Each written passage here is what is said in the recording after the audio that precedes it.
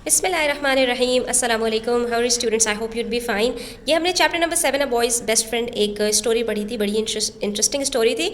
आज हम इसकी एक्सरसाइज ई कॉम्पोजिशन का पार्ट देखने वाले हैं, जिसमें हमसे कहा गया है कि science has progressed so rapidly that we now have hundreds of labour saving devices in the home and at work. ठीक है, तो हम सबके पास बहुत सारे, जिसको हम गैजेट्स का नाम देते हैं, जिससे हमारी ज़िंदगी बड़ी आसान हो गई है।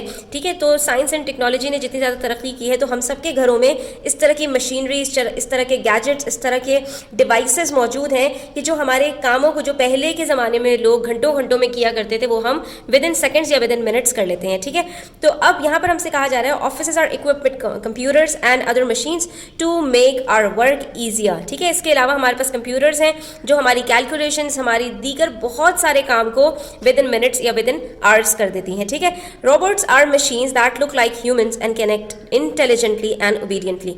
तो अब इसके अंदर हमने जो है वो स्पेस के अंदर जो मून के ऊपर रहता था बच्चा, और हमने पढ़ा था कि उसके पास जो वो था, डॉग था, उसका जो पपी था वो एक रोबोट था। तो इसी तरह से यहाँ पर भी हमसे कह रहे हैं कि रोबोट बेसिकली मशीन्स होती हैं जो ह्यूमंस के लिए डिज़ाइन की जाती हैं, मगर इंटेलिजेंटली और ओबीडियंटली वो काम करती हैं। उनका काम क्या है? सिर्फ लोगों की मदद करना। ठीक है, उनको हेल्प आउट करना जहाँ जहाँ उनको कोई काम देना है। आप ये समझ सकते हैं कि वो हमारे लिए बिल्कुल इस तरह काम करते हैं कि जैसे हमारे मेड्स हों। ठीक है, उसके बाद हमसे कह रहे हैं would you like to own a robot? क्या आप एक रोबोट रखना चाहेंगे? Would it be able to do and how would you use it? ठीक है, तो वो कैसा रोबोट आप रखना चाहेंगे अपने घर में कि वो आपके कौन से काम करे, कौन से हाउस चोर्स करे, ठीक है, और वो कैसा दिखता हो। तो अब आपको करना क्या है students? You have to write a short account about robots in general और about a particular robot that you would like to own. सवाल यहाँ पर ये पैदा होता है कि यहाँ पर हमने डिस्क्रिप्टिव राइटिंग करनी है या हमने नैरेटिव राइटिंग करनी है। हमसे कहा जा रहा है कि हमें एक शॉर्ट अकाउंट लिखना है रोबोट्स के बारे में, यानी रोबोट्स को हमें डिस्क्राइब करना है। रोबोट क्या है? एक ऑब्जेक्ट है, और हमें उसको जब डिस्क्राइब करना है तो इस अकाउंट को हम डिस्क्रिप्टिव अकाउंट कहेंगे, या डिस्क्रिप्टिव राइटिंग कहेंगे, या डिस्क्रिप्टिव ऐसे कहेंगे।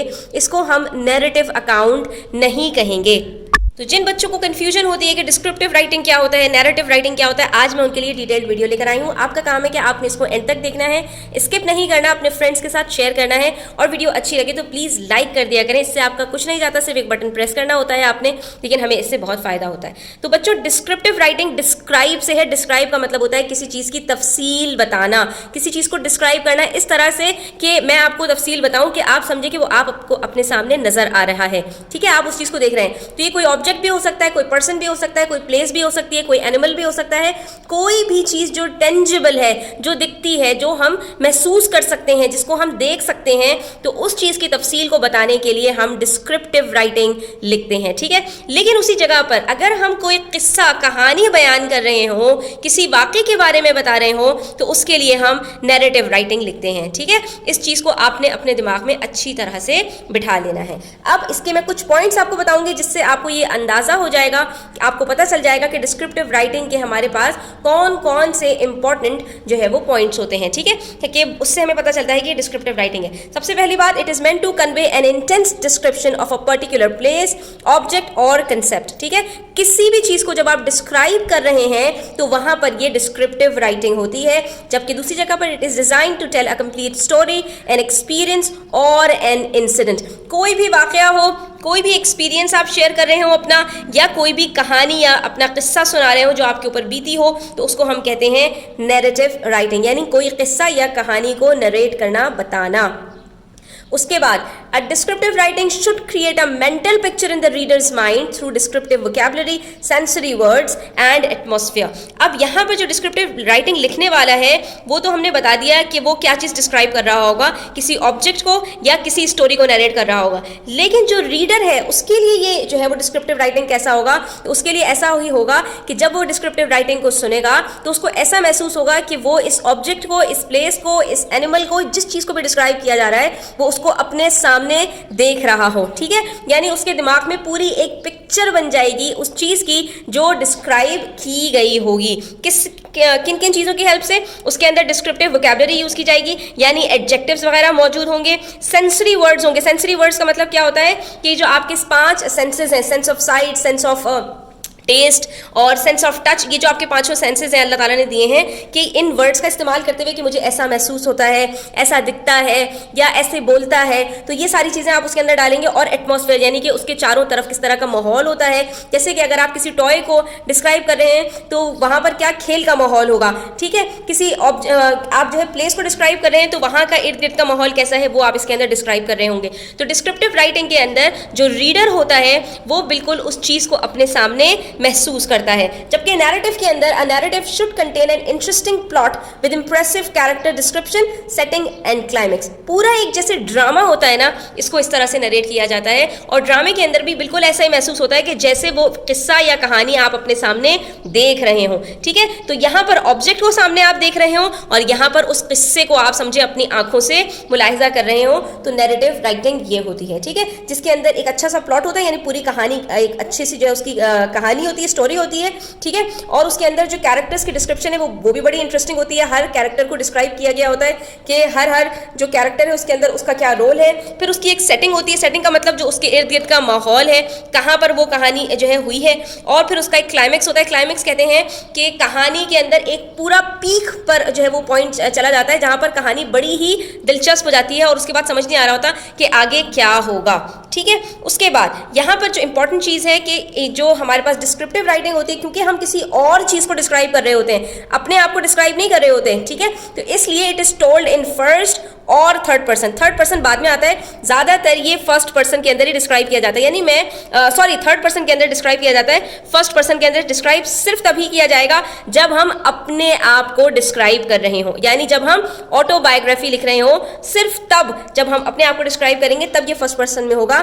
वरना ये किस में होता है, ये ज़्यादातर थर्ड पर्सन में होता है कि वो ऐसा है, वो ऐसा दिखता है, वो करके, तो इसको हम क्या कहते हैं, थर्ड पर्सन, ठीक है। ही, शी, इट या किसी नाम को जब हम जो है वो डिस्क्राइब करते हैं, तो it can be like a photograph capturing a single moment in detail. ये बिल्कुल ऐसे ही है कि जैसे आपने एक तस्वीर खींची हो और उसकी फिर आप उसके जो है वो शान में कलाबे मिला दें, या कोई एक सीन आपने देखा हो और फिर वो आपको इतना ज़बरदस्त लगा और आपने फिर उसमें पूरे कहानियाँ लिख दी हों, ठीक है। तो इस चीज़ को आपने यहाँ पर जहन में रखना है कि ये ज़्यादातर थर्ड पर्सन में होता है, सिर्फ फर्स्ट पर्सन में तब होगा जब आप अपने आप को डिस्क्राइब करें। लेकिन उसके बरक्स जो नैरेटिव राइटिंग हम लिखते हैं तो ये ज़्यादातर फर्स्ट पर्सन में होता है, क्योंकि आप अपनी कोई रुदाद सुना रहे होते हैं, ठीक है, कि मुझ पर ऐसी कहानी बीती, तो मैंने ऐसा देखा, मैंने ऐसा किया, मैंने यूँ, मैंने वो, तो ये सारी चीज़ें जो है वो हम फर्स्ट पर्सन में कर रहे होते हैं। लेकिन कभी कभी हम किसी और का किस्सा बयान कर रहे होते हैं, हमने किसी से सुनी होती है कोई कहानी, तो जब हम उसको किसी थर्ड पर्सन को बता रहे होते हैं तो वहां पर हम third person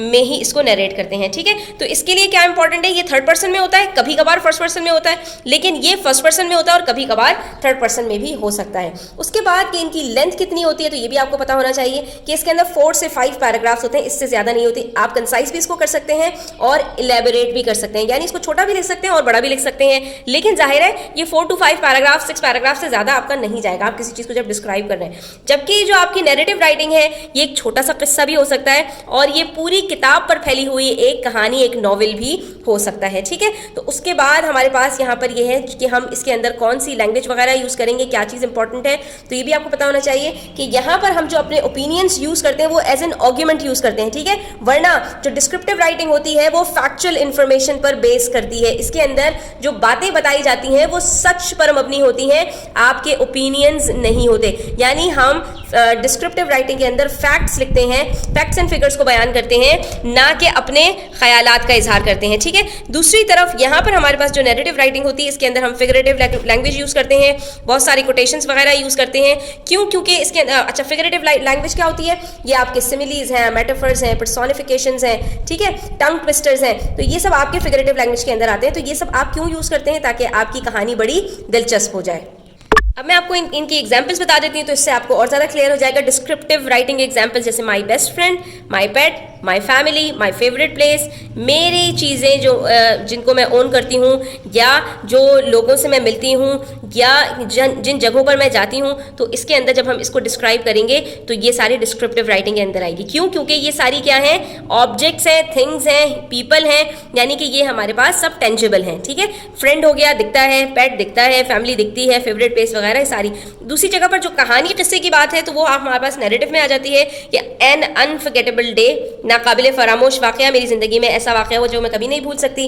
a day at the beach, मैं अपनी फैमिली के साथ या अपने फ्रेंड्स के साथ बीच पर गई तो मेरा दिन कैसा गुजरा, पूरी कहानी होगी। एन एक्सपीरियंस दैट चेंज, मेरा एक एक्सपीरियंस जिसने मुझे चेंज करके रख दिया, ठीक है। तो कौन सा एक्सपीरियंस है, ये भी पूरी एक रुदात होगी। अब डिस्क्रिप्टिव राइटिंग के अंदर हमने कुछ चीज़ें हमारे लिए डूज होती हैं और कुछ डोंट्स होती हैं, तो उसका हमने ध्यान रखना होता है। वो कौन सी चीज़ें, इसको देख लीजिए कि हमें हमेशा 5 सेंसेस को यूज़ करना है अपने डिस्क्रिप्शन को लिखने के लिए, यानी जो हमारे देखने, सुनने और बोलने की जो सलाहियतें हैं उसका इसके अंदर इस्तेमाल करना है।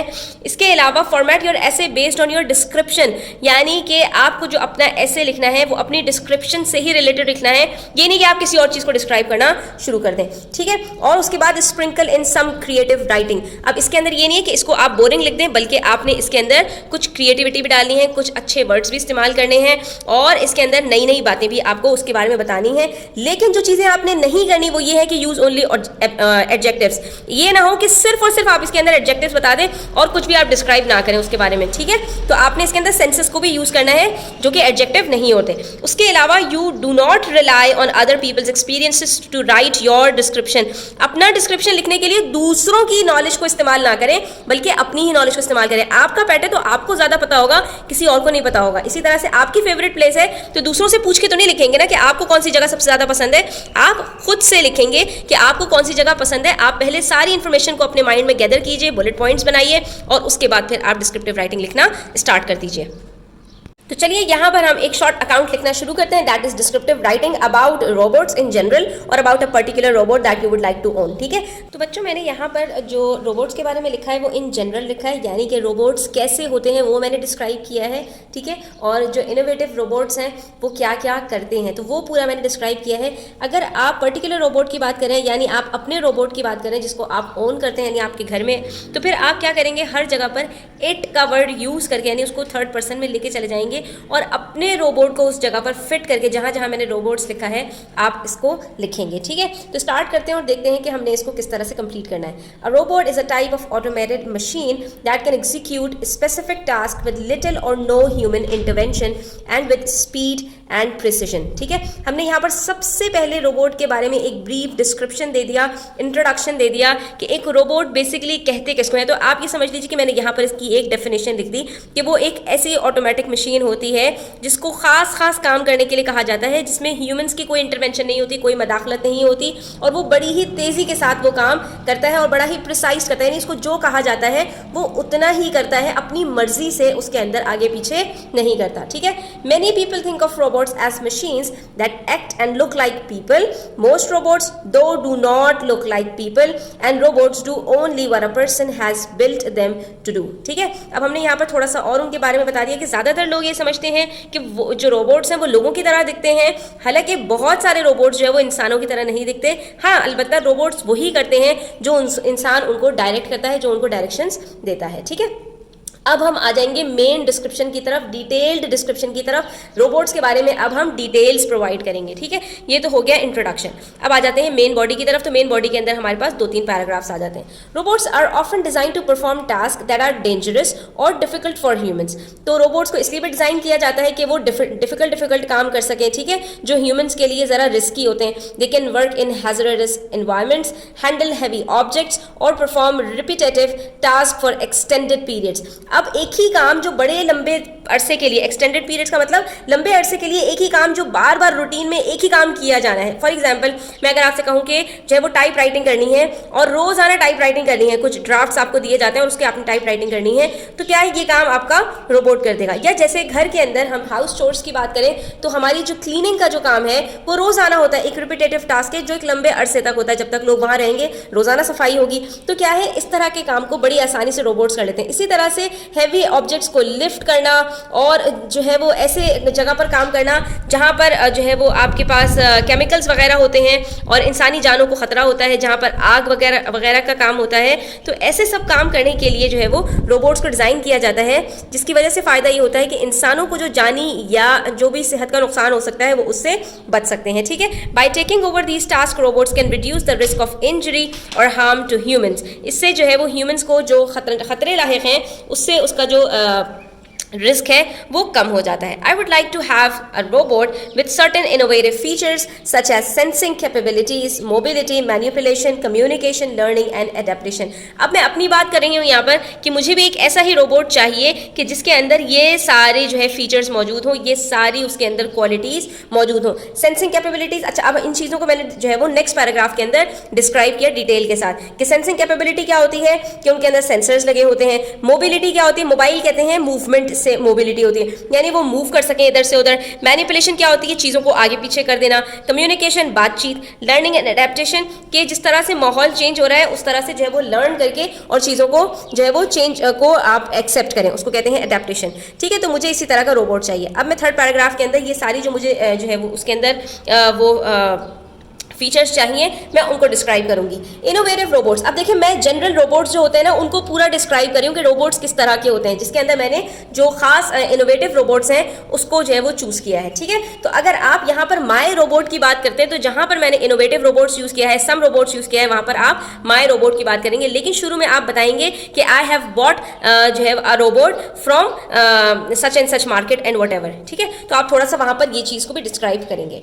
अच्छा जी, innovative robots are equipped with sensors that enable them to perceive their environment and detect objects, obstacles and changes in the environment. अभी मैंने पहली बात को डिस्क्राइब किया कि उनके अंदर सेंसिंग कैपेबिलिटीज जो होती हैं, तो क्या होते हैं वहाँ पर सेंसर्स लगे होते हैं जिससे वो अपने जो इर्द गिर्द का एनवायरनमेंट होता है उसको समझ रहे होते हैं, परसीव कर रहे होते हैं, ताकि जो है वो ऑब्जेक्ट को डिटेक्ट कर सके। उनके सामने अगर कोई ऑब्जेक्ट आएगा तो उससे लड़खड़ा कर गिर ना जाए, ऑब्स्टेकल्स आ जाए, कोई रुकावट आ जाए या जो है एनवायरनमेंट चेंज हो रहा हो, तो उन सब चीज़ों को वो अच्छी तरह समझ सकें, तो उनके अंदर इस चीज़ के लिए सेंसर्स लगे होते हैं। ठीक है, उसके बाद moreover they can move around and navigate through terrains and environments. उसके अलावा वो जो है उनके अंदर मोबिलिटी भी होती है, इधर से उधर वो मूव कर सकते हैं। उनको कोई काम करना है तो ये नहीं कि वो एक जगह खड़े हुए हैं, स्टक हो गए हैं, बल्कि वो जो है वो एनवायरनमेंट के अंदर चीज़ों को समझते हुए, नेविगेट करते हुए आगे पीछे दाएं बाएं जो है वो चले जाते हैं। ठीक है, उसके बाद अपार्ट फ्रॉम द, अच्छा यहाँ पर also they can manipulate objects and perform task such as grasping,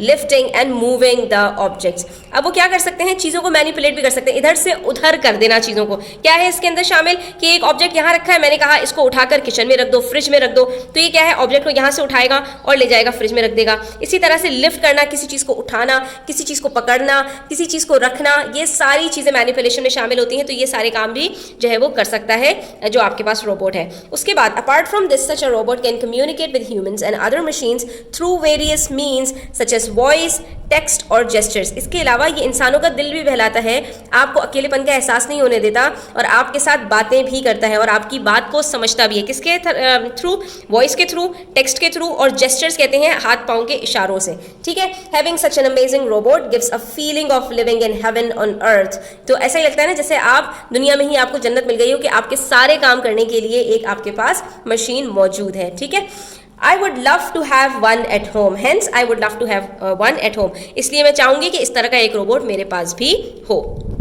अच्छा जी, इतनी सारी बातें करने के बाद अब हम कंक्लूड करेंगे, ठीक है, कि उनके अंदर और इसके अलावा क्या क्वालिटीज़ हैं और जो है वो हमारे लिए वो किस तरह से हेल्पफुल हो सकते हैं। तो apart from their practical uses, smart home robots can also provide emotional support and companionship for those living alone और विद लिमिटेड मोबिलिटी। ठीक है, तो प्रैक्टिकल जो उनके यूजेस हैं, यानी कि दिन भर के काम होते हैं, उसके अलावा भी जो रोबोट्स होते हैं ये आपको इमोशनल सपोर्ट भी मुहैया करते हैं, यानी आपकी दिल लगी का भी सामान करते हैं। इमोशनल सपोर्ट का मतलब क्या है कि हमारी जो फीलिंग्स है ना उसको भी ये समझते हैं, कंपेनियनशिप, दोस्ती भी करते हैं फॉर दोज लिविंग अलोन, जो अकेले लोग रहते हैं ना तो उनको ये साथी का काम भी जो है फराहम करते हैं, यानी कि दोस्त का काम भी करते हैं। ठीक है, और वो लोग जो ज़्यादा चल फिर नहीं सकते, जैसे बुजुर्ग होते हैं या कोई माजूर जो एक ही जगह पर रहते हैं, एक ही रूम में रहते हैं, तो उन लोगों के लिए ये बहुत ज़्यादा जो है वो दोस्ती का जो है माहौल फराहम करते हैं। They can offer a sense of safety and security by monitoring our homes while we are away and even providing personal reminders for medication